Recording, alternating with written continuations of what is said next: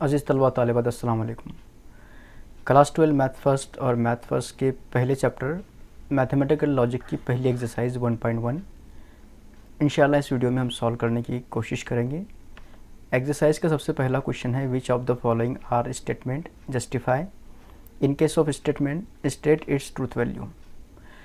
Statement के ताल्लुक से हम हमारे पहले वीडियो में पढ़ चुके हैं कि स्टेटमेंट एक डिक्लेरेटिव सेंटेंस होता है विच इज़ आइदर ट्रू और फॉल्स, उसे हम स्टेटमेंट कहते हैं। स्टेटमेंट एक सेंटेंस होता है, डिक्लेरेटिव सेंटेंस, जो या तो ट्रू होता है या फॉल्स होता है।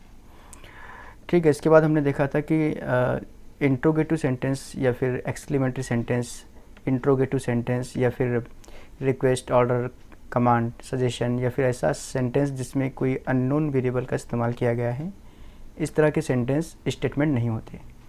तो हमें क्या करना है, यहाँ पर क्वेश्चन में कुछ सेंटेंस दिए हुए हैं, पहले तो उसे पहचानना है कि वो स्टेटमेंट है या नहीं है। अगर वो स्टेटमेंट है तो उसकी ट्रूथ वैल्यू लिखना है। ट्रूथ वैल्यू क्या होती है ये भी हमने देखा था। अगर कोई स्टेटमेंट सही है तो उसकी ट्रूथ वैल्यू टी होती है। अगर कोई स्टेटमेंट फॉल्स है, गलत है, तो उसकी ट्रूथ वैल्यू होती है एफ। तो सबसे पहला जो क्वेश्चन या सेंटेंस हमें दिया गया है वो है 5 + 4 = 13। क्लियरली 5 + 4 ये 9 होता है, जो 13 के इक्वल नहीं है, यानी ये स्टेटमेंट या ये सेंटेंस गलत है। तो इट इज़ अ स्टेटमेंट और इसकी ट्रूथ वैल्यू, क्योंकि ये गलत है, इसकी ट्रूथ वैल्यू होगी कैपिटल एफ। नेक्स्ट है x - 3 = 14। ये एक ओपन सेंटेंस है और क्योंकि ये ओपन सेंटेंस है इसलिए ये स्टेटमेंट नहीं है। यहाँ पर एक अननोन वेरिएबल का इस्तेमाल किया गया है। क्लोज द डोर, ये एक इम्परेटिव सेंटेंस है, क्लोज द डोर, इसलिए ये स्टेटमेंट नहीं है, it is not a statement. 0 is a complex number. 0 इसे हम 0 + i0 लिख सकते हैं, यानी 0 भी कॉम्प्लेक्स नंबर होता है जिसका रियल पार्ट और इमेजिनरी पार्ट दोनों भी 0 होते हैं। तो ये एक स्टेटमेंट है, इट इज़ अ स्टेटमेंट और इसकी ट्रूथ वैल्यू है capital T. Please get me breakfast, यहाँ पर लफ्ज़ प्लीज़ आ गया, इसका मतलब इट इज़ अ रिक्वेस्ट और ये स्टेटमेंट नहीं है, it is not a statement. Congruent triangles are similar, it is a statement और क्लियरली कंग्रुएंट ट्रायंगल्स ये सिमिलर होते हैं, इसलिए इसका ट्रूथ वैल्यू कैपिटल टी होगा। x² = x, यहाँ पर अगर x की वैल्यू 0 या 1 हो तो ये स्टेटमेंट ट्रू होगा, लेकिन अगर x की वैल्यू 0 और 1 के अलावा अगर कुछ है तो स्टेटमेंट फॉल्स होगा, यानी ये एक ओपन सेंटेंस है और ये स्टेटमेंट नहीं है। इसके बाद जो नेक्स्ट है वो है, a quadratic equation can not have more than 2 roots. Clearly it is a statement और कोई भी क्वाड्रेटिक इक्वेशन अगर आप लेंगे तो उसके 2 से ज़्यादा रूट नहीं होते, इसलिए ये स्टेटमेंट सही है, यानी इसकी ट्रूथ वैल्यू टी होगी। डू यू लाइक मैथमेटिक्स, ये एक इंट्रोगेटिव सेंटेंस है क्योंकि यहाँ पर क्वेश्चन मार्क है, तो it is an interrogative sentence, therefore it is not a statement. The sun set in the west, clearly it is a statement, इसकी ट्रूथ वैल्यू टी होगी।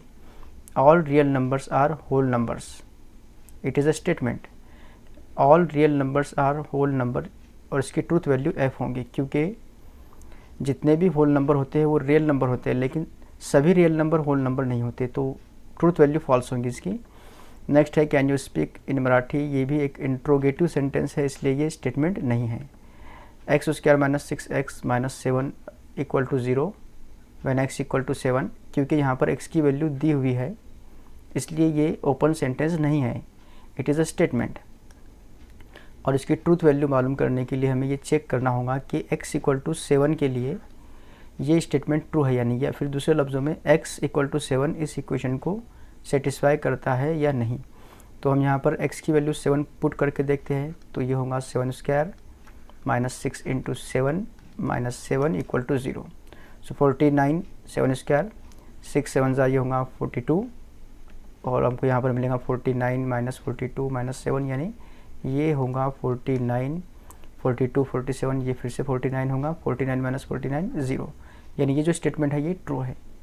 नेक्स्ट है, sum of cube root of unity, आपने 11th class में पढ़ा था, 1 + ω + ω², ये = 0 होता है, यानी ये स्टेटमेंट है, ये जो सेंटेंस है ये स्टेटमेंट है और इसकी ट्रूथ वैल्यू ये कैपिटल टी होगी।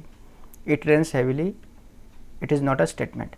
तो क्वेश्चन नंबर 1 में जो 15 क्वेश्चन हमें दिए गए थे वो हमने शॉर्ट में देख लिए और इन्हें सॉल्व किया। इसके बाद हम देखेंगे question number 2, right the following compound statement symbolically. Question number 2 का पहला सब क्वेश्चन है, Nagpur is in Maharashtra and Chennai is in Tamil Nadu. यहाँ पर आप देखेंगे कि हमें जो कंपाउंड स्टेटमेंट दिया गया है उसे हमें सिम्बॉलिकली लिखना है, यानी इस कंपाउंड स्टेटमेंट का सिम्बॉलिक फॉर्म लिखना है। तो यहाँ आप देखिए, यहाँ 2 सिंपल स्टेटमेंट यूज़ किए गए हैं। नागपुर इज़ इन महाराष्ट्र पहला simple statement, Chennai is in Tamil Nadu दूसरा सिंपल स्टेटमेंट, और इन दोनों भी सिंपल स्टेटमेंट्स को कनेक्टिव से जोड़ा गया है एंड, यानी कंजक्शन से जोड़ा गया है।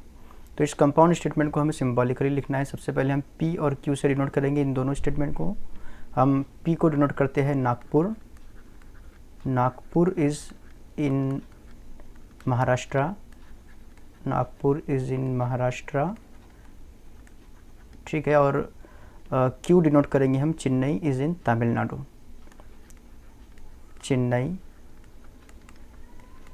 Is in Tamil Nadu, Chennai is in Tamil Nadu.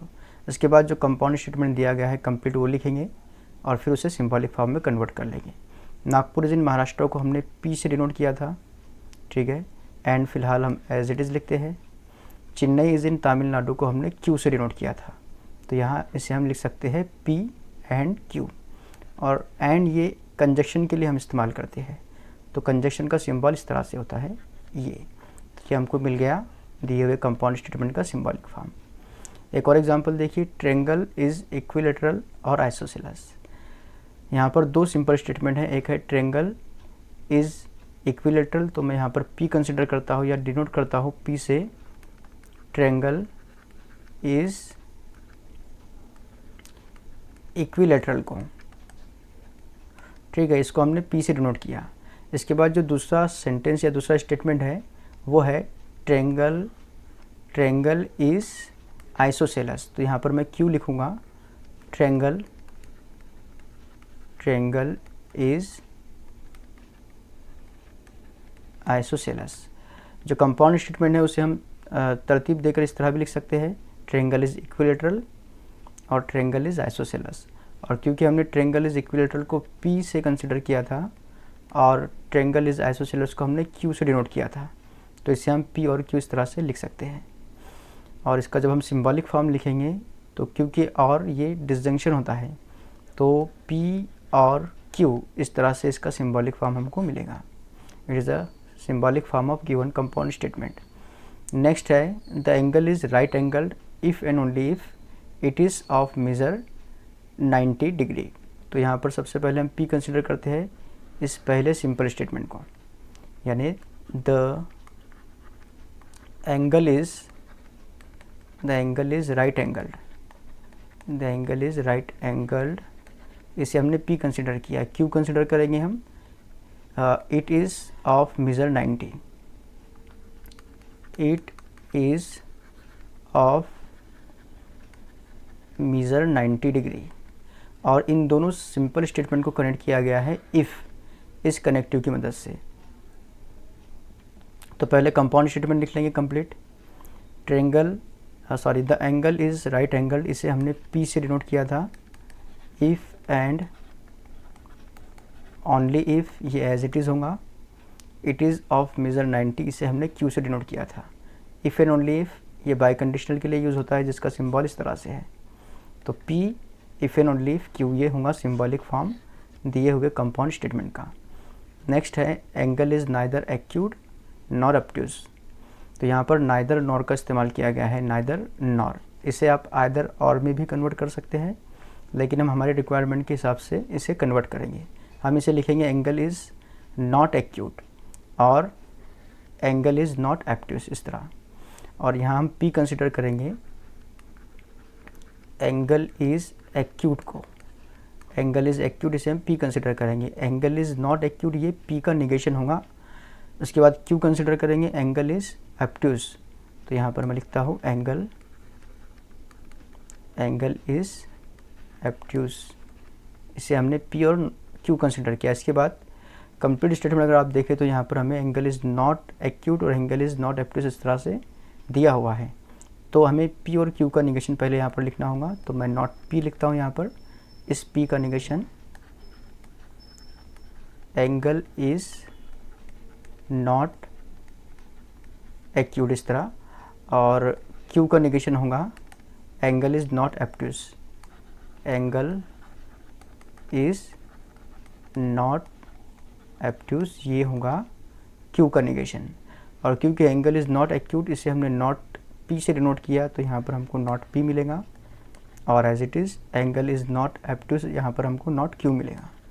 ठीक है, और ये डिसजंक्शन के लिए यूज़ होता है तो इसका सिंबॉलिक फॉर्म होगा नॉट P और नॉट Q। ये है सिंबॉलिक फॉर्म दिए हुए कंपाउंड स्टेटमेंट का। इसके बाद नेक्स्ट है if triangle ABC is right angled at B then measure of angle A plus measure of angle C is equal to 90। यहाँ पर दो सिंपल स्टेटमेंट है, एक triangle ABC is right angled at B और दूसरा है measure of angle A plus measure of angle C is equal to 90। ठीक है, हम यहाँ पर P लिखेंगे ट्रायंगल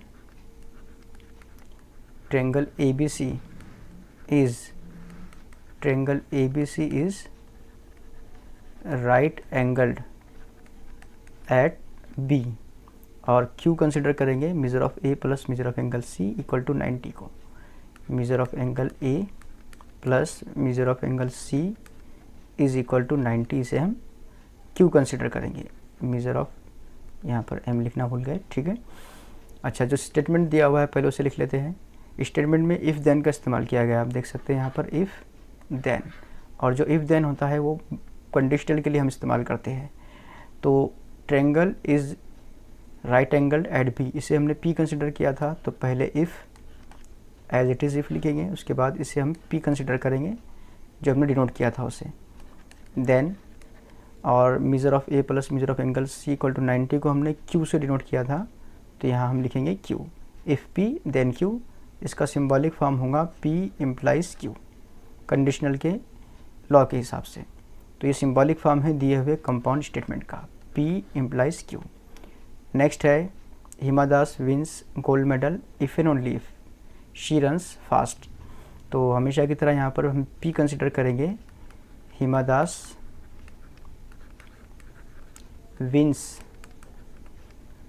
गोल्ड मेडल, हिमा दास विंस गोल्ड मेडल, और Q कंसिडर करेंगे she runs fast, she runs fast.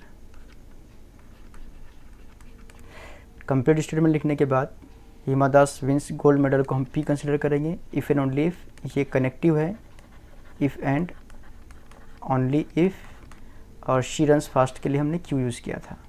तो इफ़ एंड ओनली इफ़ जो है ये बाय कंडीशनल के लिए हम इस्तेमाल करते हैं। तो ये जो स्टेटमेंट है इसका सिंबॉलिक फॉर्म होगा P if and only if Q। ये है सिंबॉलिक फॉर्म दिए हुए कंपाउंड स्टेटमेंट का। नेक्स्ट है x is not irrational number but x is square of an integer. तो देखिए यहाँ पर हम P कंसिडर करेंगे क्योंकि दो सिंपल स्टेटमेंट कौन कौन से यहाँ पर, पहला है x इज़ रेशनल नंबर, यहाँ पर निगेशन यूज़ किया गया है तो हम P कंसिडर करेंगे x इज़ इरेशनल नंबर को, और दूसरा स्टेटमेंट है x is square of an integer, और बट यहाँ पर कनेक्टिव है तो P कंसिडर करेंगे हम x is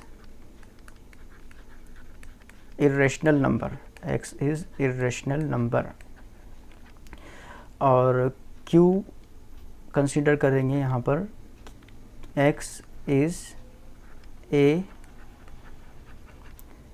square of an integer, x is an square of an integer. अच्छा, यहाँ पर x is not irrational number यानी P का नेगेशन भी इस्तेमाल हुआ है कंपाउंड स्टेटमेंट में, तो हम यहाँ पर नॉट P को डिनोट करेंगे इस तरह से, x is not irrational number, x is not irrational number. ठीक है, अब ये जो पहला स्टेटमेंट है x is not irrational number और but x is square of an integer, इसे हम सिंबॉलिक फॉर्म में कन्वर्ट करेंगे। तो x is not irrational number को नॉट P से डिनोट कर दें, बट ये कंजक्शन के लिए इस्तेमाल किया जाता है, यहाँ पर फ़िलहाल तो हम बट ही लिखते हैं। x is a square of an integer, इसे हमने Q से डिनोट किया था। सिंबॉलिक फॉर्म बनेगा नॉट P कंजक्शन क्यू। ये सिंबॉलिक फॉर्म है दिए हुए कंपाउंड स्टेटमेंट का। इसके क्वेश्चन नंबर 3 है, right the truth value of following statement.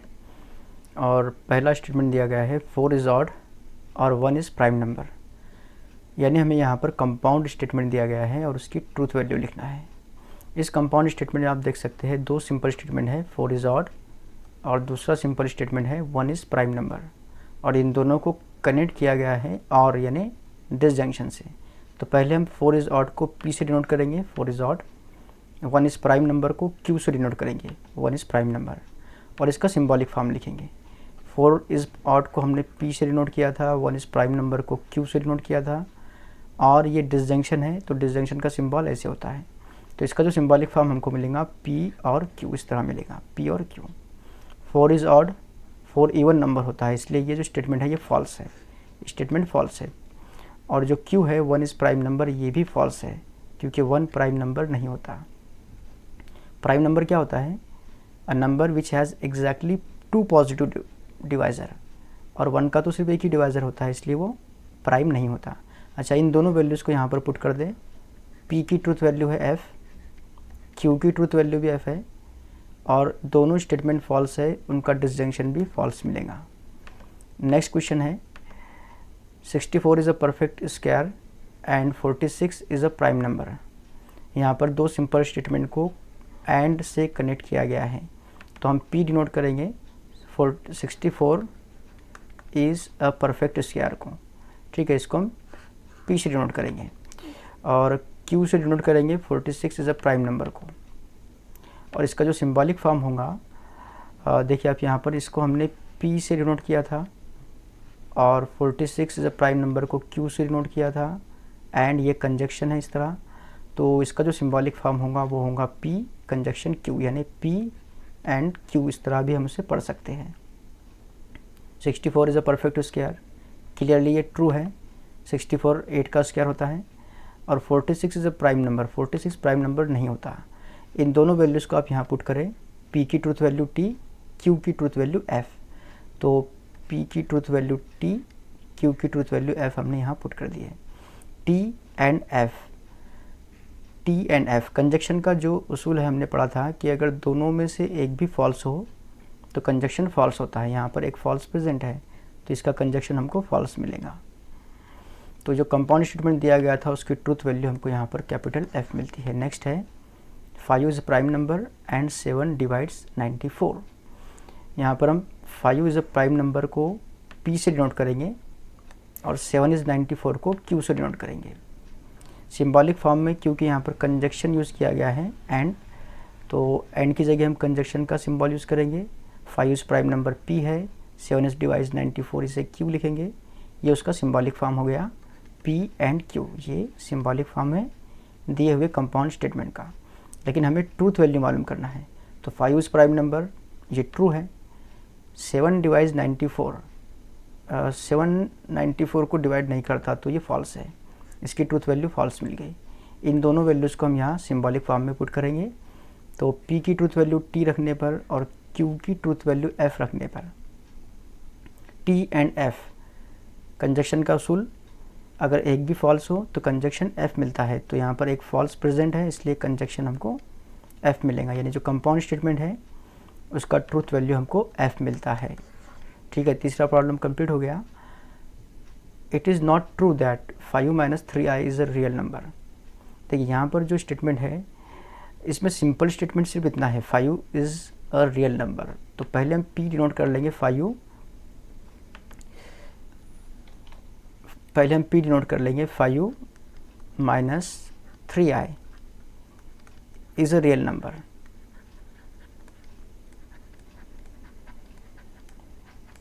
ठीक है, इसके बाद ये जो स्टेटमेंट हमें दिया गया है यहाँ पर, it is not true that 5 - 3i is a real number. Not true का मतलब क्या होता है? अगर कोई चीज़ ट्रू नहीं है, सही नहीं है, इसका मतलब है वो गलत है। क्योंकि हमने पहले भी देखा था कि स्टेटमेंट में 2 ही केस होते हैं। अगर कोई सेंटेंस अगर स्टेटमेंट है या तो वो ट्रू होगा या फिर फॉल्स होगा, इसके अलावा कोई तीसरा रास्ता नहीं होता। अगर कोई स्टेटमेंट ट्रू नहीं है इसका मतलब वो फॉल्स है, कोई स्टेटमेंट अगर फॉल्स नहीं है इसका मतलब है वो ट्रू है। तो यहाँ पर क्या लिखा हुआ है, it is not true. It is not true की जगह हम लिख सकते हैं इट इज़ नॉट ट्रू है मतलब क्या, it is false. Clearly it is false. It is false that 5u minus 3i is a real number. ये दोनों स्टेटमेंट का मतलब और दोनों स्टेटमेंट का वज़न एक ही होगा। अब क्योंकि इस स्टेटमेंट के मुताबिक जो कि हमें दिया गया है उसके मुताबिक 5u minus 3i is a real number, ये फॉल्स है, ये सही नहीं है। तो इस कंप्लीट स्टेटमेंट को हम एक और तरह से लिख सकते हैं, वो होगा 5u minus 3i 5u minus 3i is not a real number, is not a real number. हम इस तरह भी उसको लिख सकते हैं।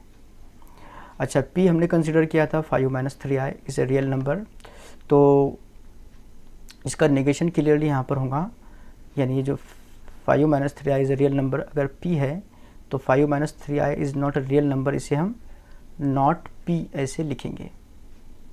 और क्योंकि ये होगा सिंबॉलिक फॉर्म, ये सिंबॉलिक फॉर्म है जो हमारा कंपाउंड स्टेटमेंट दिया गया है उसका, उसमें हम ट्रूथ वैल्यू रखेंगे p की।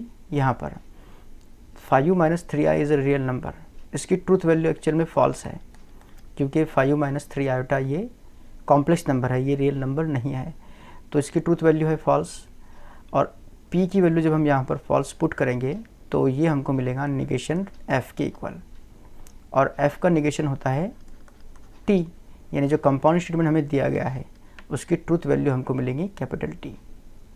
नेक्स्ट देखिए यहाँ पर, if 3 into 5 is equal to 8 then 3 plus 5 is equal to 15। If के बाद जो 3 into 5 equal to 8 है और देन के बाद जो 3 plus 5 equal to 15 है, इसे हम p, इसे हम q कंसिडर करेंगे। तो हम p से डिनोट करेंगे पहले स्टेटमेंट को 3 into 5 is equal to 8 और इसको डिनोट करेंगे q से। सिंबॉलिक फॉर्म क्या होगा इसका, दोनों के दरमियान में इफ़ देन है, मतलब इन दोनों स्टेटमेंट को इफ़ देन इस कनेक्टिव से कनेक्ट किया गया है इफ़ देन से। तो सिंबॉलिक फॉर्म जो होगा उसका p इम्प्लाइज q होगा, यानी p इम्प्लाइज q, ये सिंबॉलिक फॉर्म होगा दिए हुए कंपाउंड स्टेटमेंट का। 3 into 5 equal to 8 ये फॉल्स है, क्लियरली फॉल्स है, और 3 plus 5 equal to 15 ये भी फॉल्स है। इन दोनों की वैल्यू जब हम यहाँ पुट करेंगे तो हमको मिलेगा f इम्प्लाइज f, और f इम्प्लाइज f ये t के इक्वल होता है क्योंकि कंडीशनल का जो लॉ है उसके मुताबिक t इम्प्लाइज f की वैल्यू f होती है। इसके अलावा कोई भी केस जो होगा, इसके अलावा कोई दूसरा केस, सबकी वैल्यू हमको t लिखना है। अगर t इम्प्लाइज f है तो उसका आंसर f होगा, वरना इसके अलावा जितनी भी है सबकी वैल्यू हमें t लिखना है। तो यहाँ पर f इम्प्लाइज f इसके अलावा में आएगा, उसकी ट्रूथ वैल्यू हमको यहाँ पर t मिलती है। तो कंपाउंड स्टेटमेंट जो दिया गया है उसकी ट्रूथ वैल्यू हमको t मिलेंगी। नेक्स्ट है milk is white if and only if the sky is blue. Milk is white को हम p से डिनोट करेंगे, द स्काई इज़ ब्लू को q से डिनोट करेंगे। इफ़ एंड ओनली इफ़ ये बाय कंडीशनल वाला पार्ट है, तो इसका जो सिंबॉलिक फॉर्म होगा वो होगा p if and only if q, p if and only if q। Milk is white truth value होगी t, स्काई इज़ ब्लू इसकी ट्रूथ वैल्यू t होंगी। p की और q की ट्रूथ वैल्यू पुट करने के बाद यहाँ पर हमको मिलेगा t if and only if t। Bye conditional का लॉ क्या होता है, अगर दोनों भी एक जैसे हो तो बाय कंडीशनल हमको ट्रू मिलता है, यानी जो कंपाउंड स्टेटमेंट है उसकी ट्रूथ वैल्यू हमको यहाँ पर t मिल गई। नेक्स्ट है 24 इज़ अ कंपोजिट नंबर और 17 इज़ अ प्राइम नंबर। ठीक है, कंपाउंड स्टेटमेंट है जिसे और से कनेक्ट किया गया है। यहाँ पर p कंसिडर करेंगे हम, 24 is a composite number, 17 is a prime number को q से डिनोट करेंगे। सिंबॉलिक फॉर्म होगा p और q, सिंबॉलिक फॉर्म होगा p और q। 24 is a composite number, ये ट्रू है। 17 ये प्राइम नंबर है, बिल्कुल है, ये भी ट्रू है। दोनों वैल्यूज़ यहाँ पुट कर दे तो t और t, p की वैल्यू भी t है, q की वैल्यू भी t है, तो t और t यानी हमको यहाँ पर t मिलेगा। डिसजंक्शन में अगर दोनों भी t हो उस वक्त भी हमको t मिलता है, तो फाइनल जो होगा कंपाउंड स्टेटमेंट का ट्रूथ वैल्यू वो हमको t मिलता है। नेक्स्ट है question number 4, if statement p q are true and RS are false, then determine the truth value of following।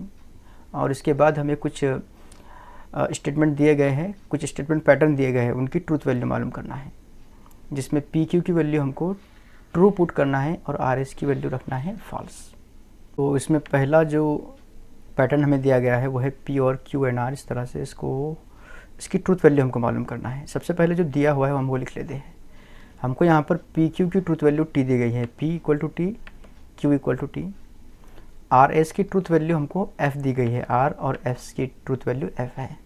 तो सिर्फ यहाँ पर इन चारों की ट्रूथ वैल्यूज़ जो भी पैटर्न हमें यहाँ पर दिए गए हैं वहाँ पर पुट करना है। तो P की ट्रूथ वैल्यू रखेंगे हम यहाँ पर T, और Q की ट्रूथ वैल्यू ये भी T है। R की ट्रूथ वैल्यू आप देख लीजिए यहाँ पर फॉल्स है, यहाँ पर R की ट्रूथ वैल्यू हमने F पुट कर दी है। पहले हम इस ब्रैकेट को सॉल्व करेंगे। T एंड F, यहाँ पर कंजक्शन है। कंजक्शन का जो लॉ होता है, अगर दोनों में से एक भी फॉल्स है तो कंजक्शन हमको फॉल्स मिलता है। तो यहाँ पर T और इस ब्रैकेट में हम फॉल्स लिखेंगे, ठीक है। T एंड F की वैल्यू F यहाँ पर आ गई। इसके बाद T और F की अगर बात करें हम, तो T और F में यहाँ डिसजंक्शन का इस्तेमाल किया गया है। डिसजंक्शन का लॉ होता है कि दोनों में से अगर एक भी ट्रू हो तो डिसजंक्शन हमको ट्रू मिलता है, यानी इन दोनों का जो डिसजंक्शन है वो हमको ट्रू मिलेगा। तो जो कंपाउंड स्टेटमेंट या जो स्टेटमेंट पैटर्न हमको यहाँ दिया गया था उसकी ट्रूथ वैल्यू हमको मिलती है T। Next, P implies Q और R इम्प्लाइज S। फिर से यहाँ पर इन्हीं चार वैल्यूज़ को पुट करना है। तो पहले P की वैल्यू हम पुट करते हैं, P, ये T दिया गया है तो P की वैल्यू हमने यहाँ पर T पुट कर दी है। इम्प्लाइज Q, Q की वैल्यू है T, यहाँ पर पुट कर दिए। और R S की वैल्यू, R भी F है और S भी F है। ये दोनों वैल्यूज़ यहाँ पुट करने के बाद F इम्प्लाइज F मिलेगा। कंडीशनल लॉ क्या होता है? कंडीशनल लॉ में T इम्प्लाइज F की वैल्यू F लिखना है। इसके अलावा जितने भी है मतलब T इम्प्लाइज F की वैल्यू F मिलेंगी, लेकिन T इम्प्लाइज T की वैल्यू और F इम्प्लाइज F की वैल्यू, ये दोनों की वैल्यू हमको T मिलेगी। इसके अलावा अगर कहीं पर F इम्प्लाइज T है तो वो भी हमको T मिलता है। यानी आप देख सकते हैं कि सिर्फ इस केस में T इम्प्लाइज F के केस में हमको F लिखना है, बाकी सबके लिए T लिखना है। तो यहाँ पर दोनों भी कंडीशनल जो है T इम्प्लाइज T, इसका आंसर भी हम T लिखेंगे और F इम्प्लाइज F की जगह पर भी हम T लिखेंगे। T और T डिसजंक्शन में क्या होता है? T और T की वैल्यू, डिसजंक्शन में अगर एक भी ट्रू हो तो डिसजंक्शन T होता है, एक भी T है अगर दोनों में से तो आंसर T मिलता है। तो यहाँ पर दोनों भी T है तो इसका आंसर भी हमको T मिलेगा, यानी इसकी जो ट्रूथ वैल्यू है दिए हुए पैटर्न की वो T मिलती है। नेक्स्ट क्वेश्चन है P एंड R और नॉट P एंड S। यहाँ पर फिर से वही वैल्यूज़ है। तो देखिए आप यहाँ पर P की वैल्यू हम पुट करेंगे T, एंड R की जो वैल्यू है आप देख सकते हैं फॉल्स है, और नॉट P की वैल्यू T पुट करना है और S की वैल्यू है वो F है। ये सब वैल्यूज़ हमने असाइन कर दी। आप यहाँ पर पहला ब्रैकेट देखिए, यहाँ पर है T कंजक्शन F। कंजक्शन में अगर एक भी फॉल्स हो तो आंसर F आता है, तो यहाँ पर हमको फॉल्स मिलेगा, ठीक है। तो यहाँ पहला ब्रैकेट हमको F मिलता है। और ये जो निगेशन ऑफ T है, T का निगेशन F होता है आप जानते हैं, और F का निगेशन T होता है। तो इस नॉट T की जगह मैंने F लिख दिया एंड F। अच्छा, अगले स्टेप में F और F कंजक्शन F, ये जो F कंजक्शन F है इसकी वैल्यू भी हमको F मिलेगी। कंजक्शन में अगर दोनों भी फॉल्स हो तो आंसर फॉल्स मिलता है, तो यहाँ हमको F मिलता है। फिर इसके बाद आप यहाँ पर देखिए F और F डिसजंक्शन में भी अगर दोनों फॉल्स हो तो डिसजंक्शन फॉल्स मिलता है, मतलब हमें फाइनली जो स्टेटमेंट पैटर्न है उसकी ट्रूथ वैल्यू F मिलेगी। तो यहाँ पर F हमको ट्रूथ वैल्यू मिलती है दिए हुए पैटर्न की। इसके बाद अगला है P implies Q and not R।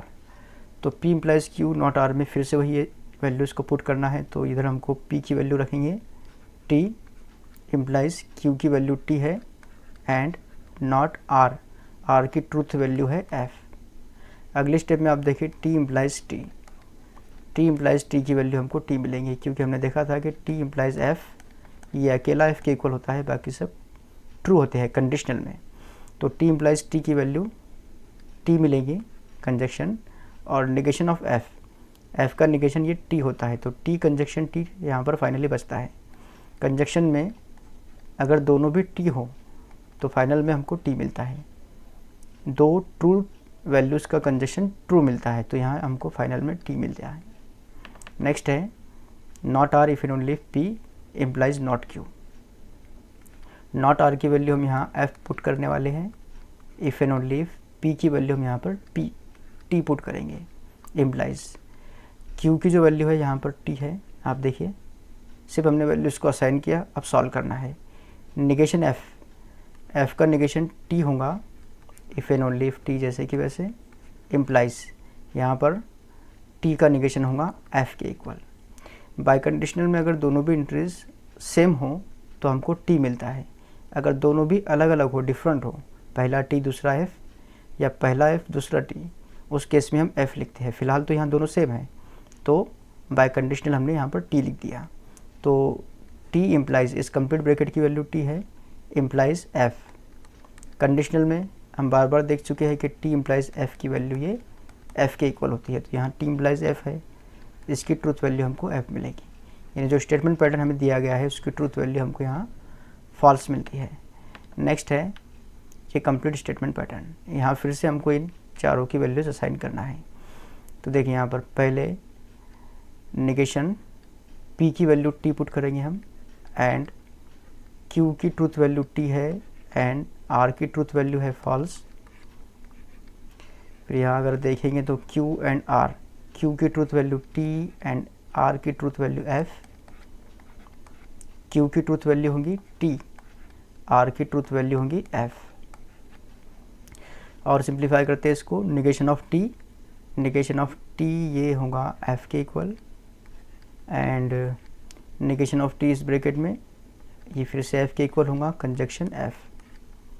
और इस ब्रैकेट को अगर हम सॉल्व करें टी कंजक्शन एफ, कंजक्शन का जो रोल है वो ये है कि अगर दोनों में एक भी फॉल्स हो तो कंजक्शन फॉल्स मिलता है। तो ये जो ब्रैकेट है यहाँ पर टी एंड एफ, इसकी वैल्यू हमको एफ मिलेगी। और फिर से टी और एफ है, टी एंड एफ है, कंजक्शन में एक भी फॉल्स हो तो फाइनल में एफ मिलता है हमको, मतलब टी कंजक्शन एफ, इसकी वैल्यू भी हमको एफ मिलेगी। ठीक है, अब इसे फिर सॉल्व करेंगे आगे। तो मेरे ख्याल से ये स्क्वायर ब्रैकेट की कोई ज़रूरत यहाँ पर नहीं थी। एफ एंड इस ब्रैकेट को सॉल्व करें, एफ कंजक्शन एफ, ये एफ के इक्वल होता है, यहाँ मैंने इसे एफ लिख दिया। और इस ब्रैकेट में एफ डिसजंक्शन एफ, इस पार्ट की बात कर रहा हूँ, इन दोनों की एफ डिसजंक्शन एफ या एफ और एफ, इसकी वैल्यू भी एफ के ही इक्वल होंगी। तो आप इसे कंप्लीट पार्ट को अगर देखें तो इसे सॉल्व करने के बाद पहले अगर हम इन दोनों को सॉल्व कर ले, यानी एफ कंजक्शन एफ, ये फिर से एफ मिलेगा हमको, और इस एफ की बात करें अगर तो ये एज इट इज़ होगा, फिर से एफ डिसजंक्शन एफ ये एफ के इक्वल होगा। यानी जो कंपाउंड स्टेटमेंट दिया गया है हमें, इसकी ट्रूथ वैल्यू हमको कैपिटल एफ मिलती है। नेक्स्ट है इस स्टेटमेंट में फिर से हमको पी क्यू की वैल्यू ट्रू, आर एस की वैल्यू एफ रखना है। तो देखिए यहाँ पर वैल्यूज असाइन करने के बाद नॉट पी की वैल्यू टी, क्यू ये भी टी है, and not as it is R की वैल्यू ये एफ है। इसके बाद क्यू और पी दोनों भी ट्रू है, टी इम्प्लाइज टी मिलेगा यहाँ पर। एस और आर की वैल्यू फॉल्स है, तो ये होगा नॉट एफ और एफ। सॉल्व करते हैं इसको, तो नेगेशन ऑफ टी ये होगा false, conjunction T, and not F की वैल्यू ये टी के इक्वल होंगी फिर से, और टी इम्प्लाइज टी ये भी ट्रू होगा, इम्प्लाइज नेगेशन ऑफ एफ ये टी के इक्वल होता है, और एफ जैसे कि वैसे, और ब्रैकेट कंप्लीट। पहले ब्रैकेट को अगर आप सॉल्व करें तो एफ कंजक्शन एफ, कंजक्शन में अगर एक भी फॉल्स हो तो फॉल्स मिलता है, इसलिए इस ब्रैकेट की वैल्यू होगी फॉल्स, एंड ये टी एज इट इज़ होगा, और T as it is implies, इस ब्रैकेट को अगर हम सॉल्व करें तो ये होगा टी और एफ। डिसजंक्शन में अगर एक भी टी हो तो आंसर टी मिलता है, तो यहाँ पर पहला टी है इसलिए यहाँ पर हमको टी मिलेगा।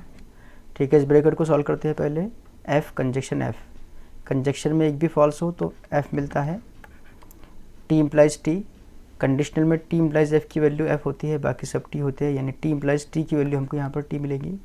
डिसजंक्शन में एक भी फॉल्स हो तो आंसर फॉल्स मिलता है, यहाँ पर टी की वैल्यू, एक भी टी हो तो आंसर टी मिलता है डिसजंक्शन में। तो यहाँ पर टी प्रेजेंट है इसलिए हमको यहाँ पर टी मिलेगा, यानी जो कंपाउंड स्टेटमेंट दिया गया है उसकी ट्रूथ वैल्यू है टी। लास्ट है, इसके अंदर फिर हमें वही वैल्यूज पुट करना है, पी क्यूब की वैल्यू टी, आर एस की वैल्यू एफ। तो देखिए ये बनेगा नॉट पी यानी नॉट टी के इक्वल, आर की वैल्यू रखना है एफ, एस की वैल्यू एफ रखना है, क्यू की वैल्यू रखना है T. If and only if P की वैल्यू टी और आर की वैल्यू रखना है एफ के इक्वल। सिंप्लीफाई करते हैं इसको, तो यहाँ पर निगेशन ऑफ टी होगा एफ के इक्वल, ये एफ एज इट इज रहने दे, F implies negation of T, ये एफ के इक्वल होगा। If and only if T conjunction F, T conjunction F में आप जानते हैं कि कंजक्शन में एक भी फॉल्स हो तो आंसर फॉल्स मिलता है, तो यहाँ हमको फॉल्स मिलेगा। ठीक है, इसको सिंप्लीफाई करते हैं, negation of F conjunction F, ये एफ होगा, और F implies F, F implies F, ये टी के इक्वल होगा। If and only if F, negation of F और टी, एफ और टी की वैल्यू क्या होंगी आप जानते हैं, डिसजंक्शन में अगर एक भी टी हो तो आंसर टी मिलता है, तो इस ब्रैकेट की वैल्यू हमको टी मिलेगी। If and only if F. अच्छा, निगेशन बाकी है अभी, इस टी का निगेशन होता है एफ, तो यहाँ पर हम एफ लिखेंगे, बाय कंडीशनल एफ। इन दोनों की वैल्यू सेम है, बाय कंडीशनल में अगर दोनों सेम हो तो बाय कंडीशनल हमको टी मिलता है, यानी इस कंपाउंड स्टेटमेंट का ट्रूथ वैल्यू हमको टी मिल गया। तो ये था क्वेश्चन नंबर 4। क्वेश्चन नंबर 4 के 8 एग्जाम्पल हमने शॉर्ट सॉल्व किए। इसके बाद जो 5वां क्वेश्चन है, राइट निगेशन ऑफ फॉलोइंग। सिर्फ निगेशन लिखना है, बहुत आसान से सवालात है। Tirupati is in Andhra Pradesh, Tirupati is in Andhra Pradesh का निगेशन, अगर इसे हम पी कंसिडर करते हैं तो इसका निगेशन होगा Tirupati is not in Andhra Pradesh. इसके बाद है 3 is not a root of equation x square plus 3x minus 18 equal to 0, इसे हम पी कंसिडर करते हैं। जब इसका निगेशन लिखेंगे तो निगेशन में इस नॉट को हमें रिमूव करना होगा, तो ये होगा 3 is a root of equation x square plus 3x minus 18 equal to 0, P का negation. Next, root 2 is a rational number, इसे पी कंसिडर कर ले पहले, और जब इसका निगेशन लिखेंगे तो root 2 is not a rational number, ये उसका निगेशन होगा। नेक्स्ट है polygon A B C D E is a pentagon, इसे हम अगर पी कंसिडर करते हैं तो इसका निगेशन होगा polygon is not A pentagon. Next है 7 + 3 > 5, इसे पी कंसिडर कर ले और इसका निगेशन होगा 7 + 3 is less than equal to 5, less than equal to 5 इस तरह होगा इसका निगेशन। तो यहाँ पर जो हमारी एक्सरसाइज 1.1 थी, 1.1 इसके 5 भी क्वेश्चन हमने सॉल्व कर